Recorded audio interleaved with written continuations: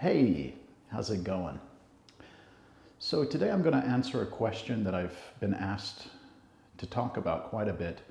And it's simply, why in the world would we ever want to do the Wuji stance or the Wuji posture?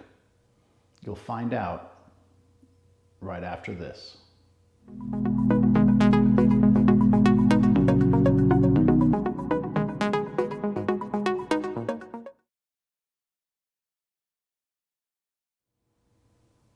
Hey, okay, so let's get into this. So, the Wuji posture is something that from day one, I'm asking you guys to start to be familiar with, to start working on, to practice. And it's really the most foundational stance or posture that's in this whole practice. But why is it so important? And what's the big deal about it? And what would motivate anybody to work on learning how to stand for 15 minutes, for 20 minutes, for an hour, or even longer? What would possess someone to even desire to do that? And also, too, the alignments. We get so deep into that every part of the body needs to be aligned in a certain way. What's the big deal about this, and why are we doing this? Okay. So in the Tai Chi classics, there is something that's referred to as the Taiji Ch'uan creature, or Taiji Ch'uan body, or the Qigong body. So what in the world is the Taiji Ch'uan body, or Taiji Ch'uan creature, the creature? Let's break this down a little bit. Let's say we wanted to become a ballerina, a world famous ballerina. How would we prepare ourselves to go in that direction? Well, our diet, our workout, our training, everything would be geared to heading into that direction of creating the perfect body to become a ballerina, right? Because what we're looking for is a body that reflects artistry, flexibility, control, and all those things. Let's say that we wanted to become a weightlifter. It's a very different body, but it's still a body that has to be worked towards.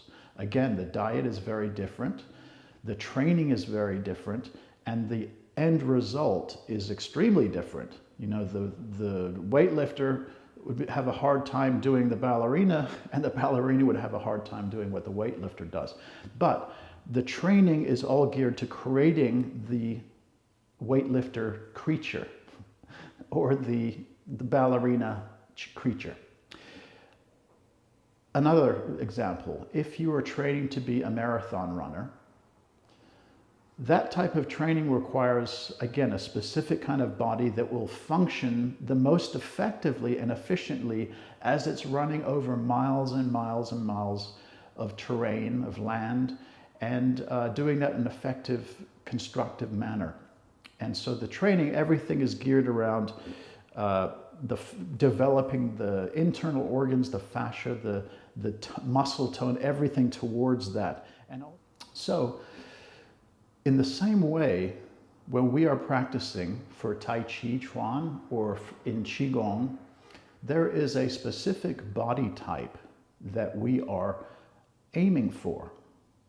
Now, when it comes to the fascia, to our mind, we are continually pushing in one direction or another. We are always making some kind of body, whether we like it or not. If we choose to be laying on the couch all day with a remote control and a beer and just sitting there, we're moving toward creating the perfect couch potato creature. And indeed, it might be a creature that we see.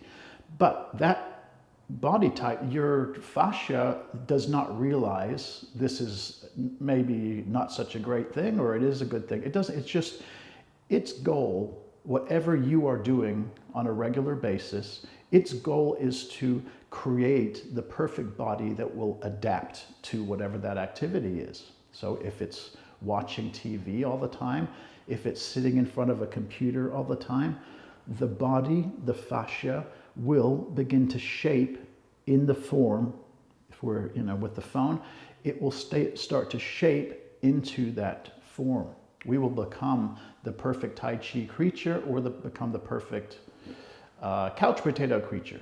So with that being said, once again, we go back to the point that the Tai Chi creature we are looking for is effective for the practice that we are in, that we're learning. But what kind of body is it, and why do we want that kind of body? Well, the Taiji Ch'uan body, or the Taiji Ch'uan creature, and the Qigong creature are the same, and what they are looking to do is to effectively move qi through the body. That is the ultimate representation of a Tai Chi creature, of the Wuji, of the Qigong creature, is a body that is perfectly allowing qi to flow effectively and efficiently through the body. So that is the goal. Wuji is the best tool that we can have to set our body, our mind, into that path towards that state, that physical and mental state.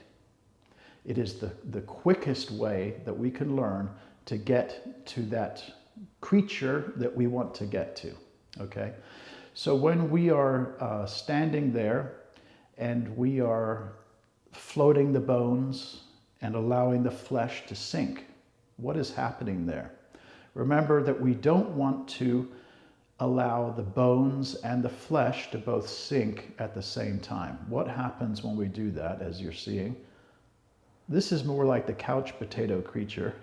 So no, when we are floating the bones and then we're sinking the flesh, what's happening here?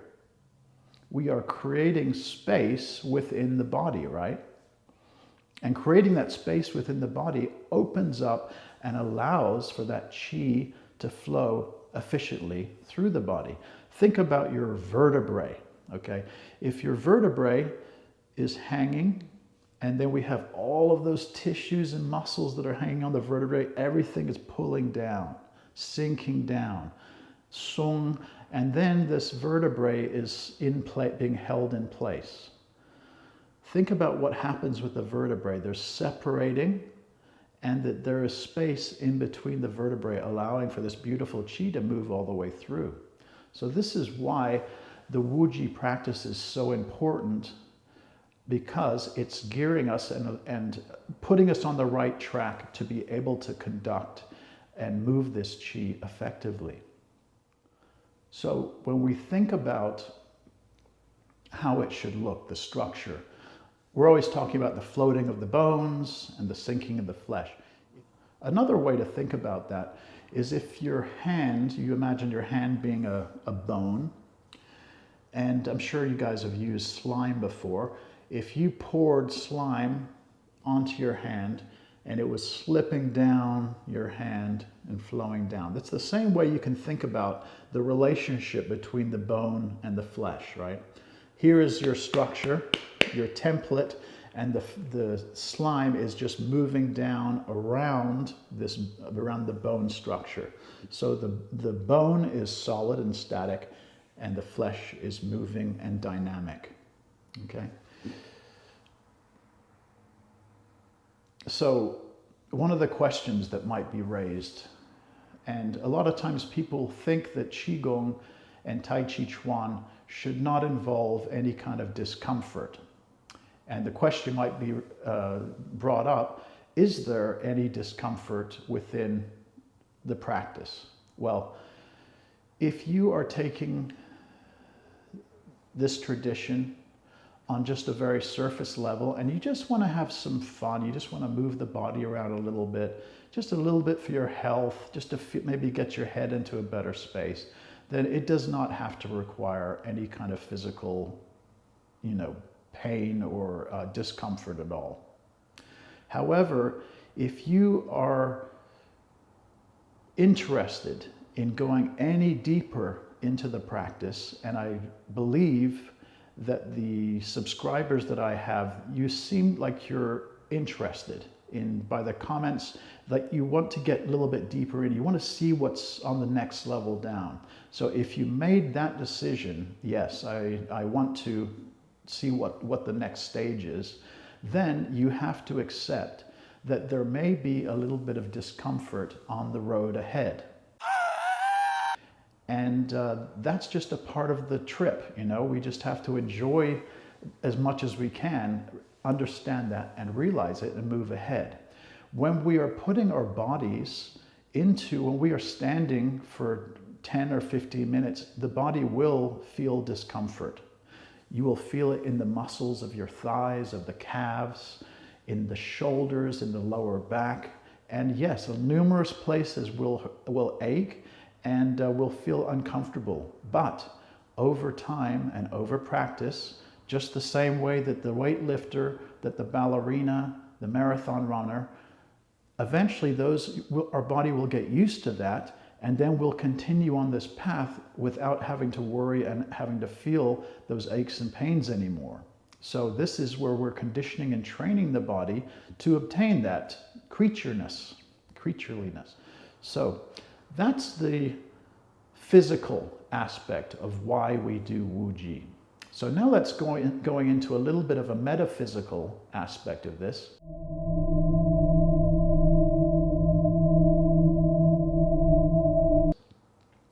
I want to talk a little bit about the symbolism that's behind the Wuji posture. So according to the Taoist philosophy, before there was duality, before there was, you know, nature and like day and night and this world that we have and all this incredible flow of the universe and all this stuff, before that there was a place of non-duality and emptiness and a stillness, a place that was before anything. It just was this pre-existent state. At a certain time, for whatever reason, duality, creation occurred.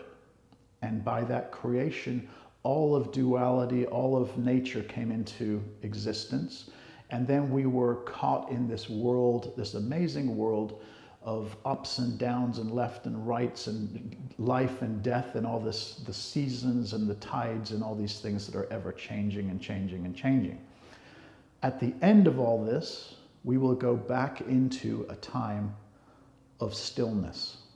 So those places of stillness are bookends in between this amazing world of duality. Maybe there's another world of duality coming after the next stillness. Who knows? It could just continue going and going like that. But the point being is that those places of stillness are vital in that philosophy.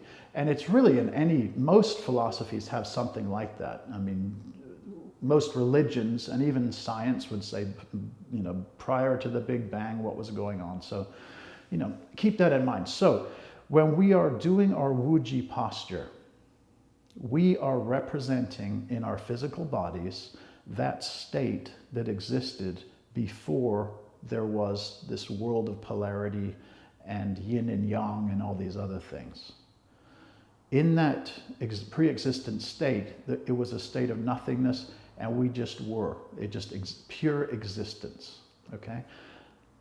When we end, it's the same thing. We go back into that state.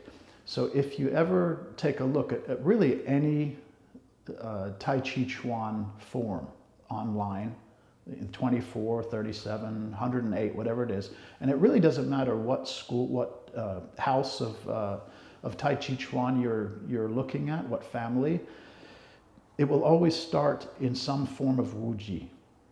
The practitioner will always go into Wuji, then they will begin their movement, their form, and at the end of the form, they will go back into Wuji.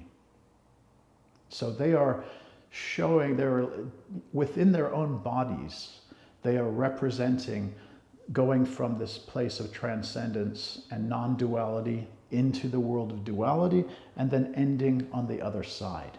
So that's a pretty amazing aspect of Wuji. Now, to make it even more interesting, is that when let's say we've been doing the 108, or we've been doing some Qigong together or something, and at the end, we go back into Wuji at the end, and we stay in Wuji for a few moments. Why are we doing this?